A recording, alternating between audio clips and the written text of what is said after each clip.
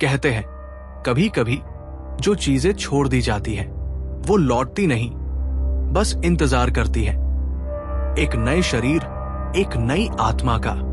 नमस्कार दोस्तों, मैं हूं प्रभात। इस चैनल का नाम है प्रभात की डायरी।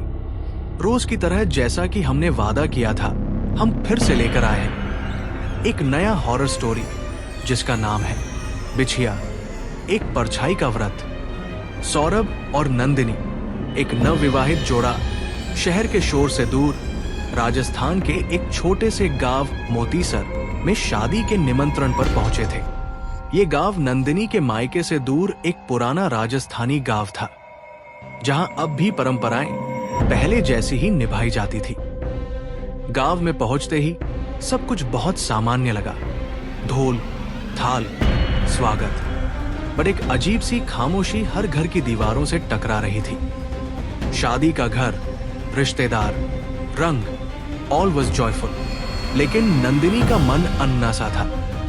वो कहती, पता नहीं क्यों, लेकिन इस गांव में कुछ तो अलग सा है, जैसे कोई हमें देख रहा हो।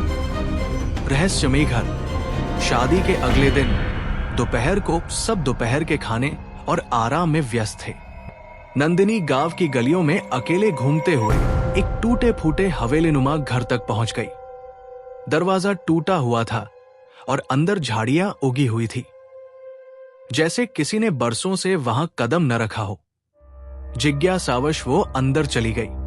कमरों में धूल, पुरानी दीवारों पर फटे हुए पोस्टर और एक कोने में एक छोटी सी लकड़ी की संदूक में रखी थी एक जोड़ी चांदी की बिछिया, बेहद सुंदर। नंदिनी ने जैसे ही उन्हें उठाया, उसके कानों में एक धीमी सी सरसराहट सुनाई दी। ये मेरा है, मेरा अधिकार। लेकिन नंदिनी ने बिछिया पहन ली। शुरू होता है बदलाव। उस रात से नंदिनी के हाव भाव बदलने लगे। वो रात को देर तक जागती, दीवारों से बातें करती और कभी कभी आंखें ऐसे घूरती जैसे किसी और के वश में हो। सौरभ परेशान हो गया। एक रात उसने देखा कि नंदिनी अपने आप से बात कर रही थी। मैं वापस आ गई हूं। मेरा सुहाग अधूरा था, अब कोई मुझे रोक नहीं सकता। सौरभ डर गया। उसने गांव के बुजुर्ग पंडित भैरवदत्त से सलाह ली। सच का खुलासा भैरवदत्त ने सुना और गंभीर हो गए। उन्होंने कहा, जो बिछिया उसने पहनी है वो रूपकली की है। वर्षों पहले इस गांव में रूपकली नाम की एक नवविवाहिता आई थी। शादी के कुछ दिन बाद ही उसके पति की मौत हो गई और ससुराल वालों ने उसे कुलक्षणी कहकर घर से निकाल दिया। उसने उसी हवेली में आत्महत्या कर ली और तब से वो आत्मा वही भटक रही है। उस बिछिया के साथ उसका आत्मबंधन है। जो भी उसे पहनेगा उसमें वही समा जाएगी। अंतिम निर्णय। पंडित ने सौरभ को एक पुरानी पूजा विधि बताई जिससे आत्मा को मुक्त किया जा सकता था, बट उसके लिए नंदिनी को उस हवेली में वापस ले जाना होगा। अगली रात सौरभ नंदिनी को लेकर उसी हवेली में पहुंचा। चारों ओर धुंध और हवेली के दरवाजे खुद ब खुद खुलने लगे। पंडित ने मंत्र पढ़ना शुरू किया और जैसे जैसे मंत्र तेज होते गए, नंदिनी की चीखें बढ़ती गई।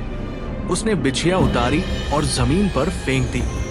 एक तेज झटका हुआ, हवेली की दीवारें कांपी और फिर सन्नाटा। रूपकली की आत्मा मुक्त हो चुकी थी। नंदिनी को धीरे धीरे सब याद आने लगा। वो सामान्य हो गई, लेकिन उस दिन के बाद उन्होंने गांव की ओर फिर कभी रुख नहीं किया। सौरभ ने बिछिया को उसी संदूक में वापस रखा और हवेली को हमेशा के लिए बंद करवा दिया, क्योंकि कुछ चीजें हमेशा अधूरी ही अच्छी होती है। ये कहानी आपको अच्छी लगी हो तो हमें सब्सक्राइब करें। अगर आपके पास ऐसे ही कोई कहानी हो तो हमें कमेंट बॉक्स में भेजें। हम कोशिश करेंगे कि अगली स्टोरी आपकी होगी।